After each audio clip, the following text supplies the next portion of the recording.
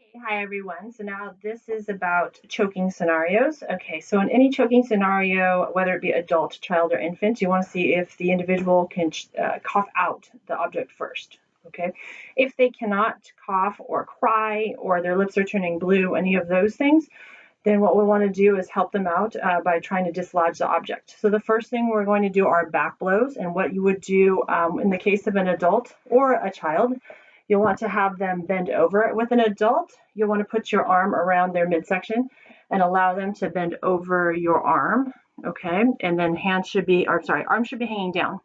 And what you want to do is give them 5 solid blows right between the shoulder blades, right up here, okay? So you're cradling them here, okay? And one foot should be behind the other for you, so you have some stability. So this case here, and they're going to be over your arms. So you want to give them 5 solid back blows right between the shoulder blades. Okay, and then you're going to want to give them abdominal thrust if that doesn't dislodge the object first. So abdominal thrust, what you'll want to do is have the individual stand up, find their belly button or their navel with one hand. So put 2 fingers right above the navel, and then you're going to want to place the thumb of the other hand, okay, right above those 2 fingers. Okay, so the thumb of the other hand, your other hand should be along the stomach of the individual that you're helping. Okay, so that's going to be in this position. Your hand will be right over the other hand, and again, you'll want to be stable, so put one foot in front of the other, and you'll want to push in and up, okay, on the individual who's choking. You'll do the same thing with the child, but for the child, you're going to want to be on one knee, okay, here, as you help them go over your arm, okay, depending on the height of the child, obviously. But if it's a smaller child, then you want to put them over your arm, same thing that you did with the adult with the 5 back blows, right between the shoulder blades. Okay, and then again, same thing, depending on the height of the child, to do the same thing with the abdominal thrust. Same hand position, 2 fingers above the navel, and then place your hand. All that part's the same. With an infant, okay, this is where things get a little bit different. So with an infant, you want to place them, okay, cradle them in your arm. And again, this is better if you're here on your knee or sitting in a chair, okay?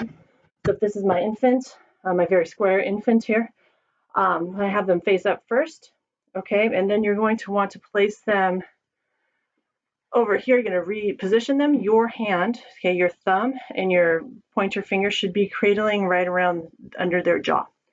Okay, and you'll want to have them upside down here, and we're going to want to give them 5 solid back blows between the shoulder blades.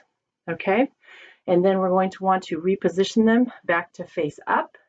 All right, and then we're going to want to give them 5 thrusts with our fingers right between the chest bone, right in the middle of the chest bone. Okay, so same thing here, 1, 2, 3, 4, 5. So similar to the back, the abdominal thrust, okay, but we want to be in the chest area for an infant. Okay, and we're using the knee to help support here. Okay, can't see it really well because the background's black too. Okay, but my knee is using to support my arm in this case, so that's why I'm on one knee to work with an infant. And you could be sitting as well. Okay, so just make sure throughout this, use what you have around, okay? Talk your way through it. If you have someone to work with, that's fantastic, but don't actually hit the person or do the abdominal thrust. That could do some damage. All right, and just do the best you can. I'm looking forward to seeing your videos. Thank you. Have a great day.